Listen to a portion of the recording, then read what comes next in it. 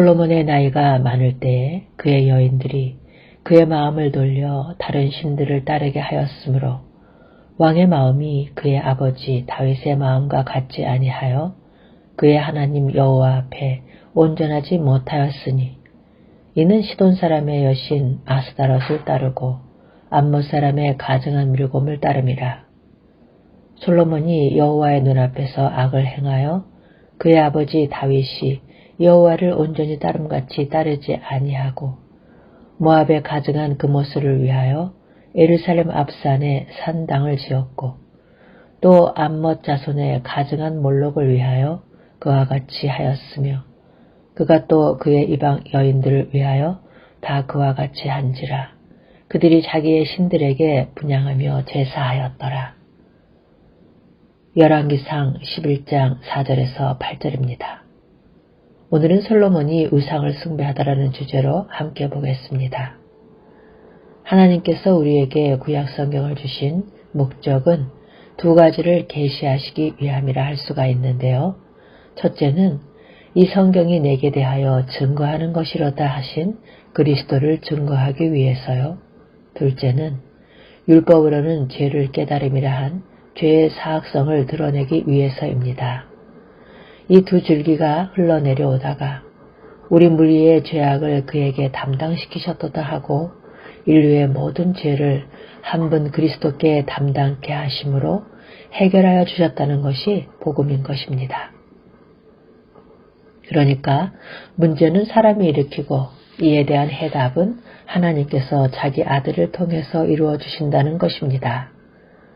이 점을 그리스도는 모든 믿는 자에게 의를 이루기 위하여 율법의 마침이 되시니라 하고 말씀합니다. 그러면 본문에서 첫째로 죄의 사악성은 어떻게 드러나고 있는가? 일천번제를 드리고 성전을 건축하여 봉헌한 솔로몬마저 우상을 숭배하는 데까지 타락을 했다는 것으로 드러납니다. 이를 기록하게 하심은 솔로몬의 죄만을 고발하기 위해서가 아니라는 점을 인식해야만 합니다. 성경을 거울에 비유하기도 하는데요. 이 거울에 비친 자신의 모습을 바라보게 하기 위해서인 것입니다. 성경은 만물보다 거짓되고 심히 부패한 것은 마음이라 하십니다. 이 점을 사도 바울은 사람은 다 거짓되되 하나님은 참되시다 하고 증거하는데요. 본문의 문제는 한마디로 자력구원의 불가능성입니다. 그러면 본문에서 둘째로 그리스도, 즉 해답은 어떻게 주어지는가 한번 함께 봅시다. 여호와께서 일찍이 2번이나 그에게 나타나시고 이 일에 대하여 명령하사 다른 신을 따르지 말라 하였으나 그가 여호와의 명령을 지키지 않았으므로 여호와께서 솔로몬에게 말씀하시되 내게 이러한 일이 있었고 또 내가 내 언약과 내가 내게 명령한 법도를 지키지 아니하였으니 내가 반드시 이 나라를 내게서 빼앗아 내 신하에게 주리라. 그러나 내 아버지 다윗을 위하여 내 세대에는 이 일을 행하지 아니하고 내 아들의 손에서 빼앗으려니와 오직 내가 이 나라를 다 빼앗지 아니하고 내 종 다윗과 내가 택한 예루살렘을 위하여 한 지파를 내 아들에게 주리라 하십니다. 내가 반드시 이 나라를 내게서 빼앗아 내 신하에게 주리라 하심은 너무나 당연한 선고입니다.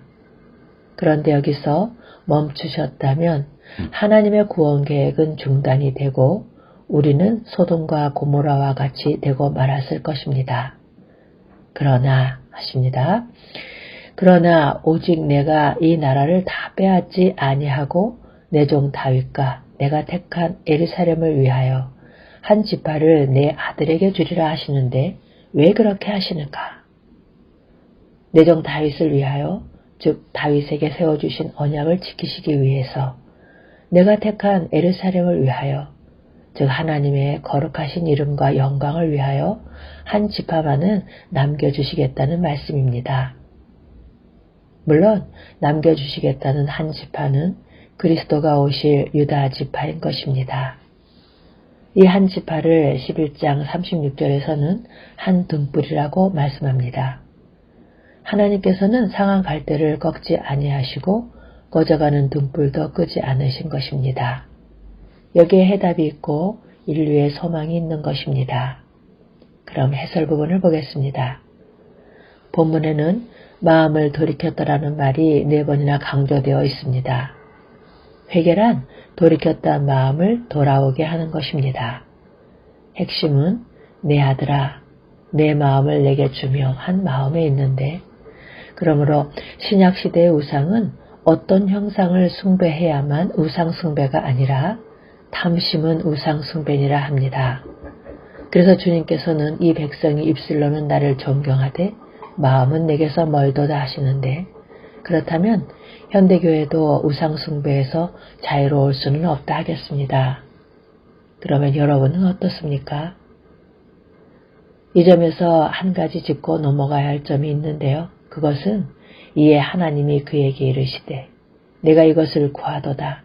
자기를 위하여 장수하기를 구하지 아니하며 부도 구하지 아니하며 자기 원수의 생명을 멸하기도 구하지 아니하고 오직 송사를 듣고 분별하는 지혜를 구하였으니 내가 내 말대로 하여 내게 지혜롭고 총명한 마음을 주노니 내 앞에도 너와 같은 자가 없었거니와 내 뒤에도 너와 같은 자가 일어남이 없으리라.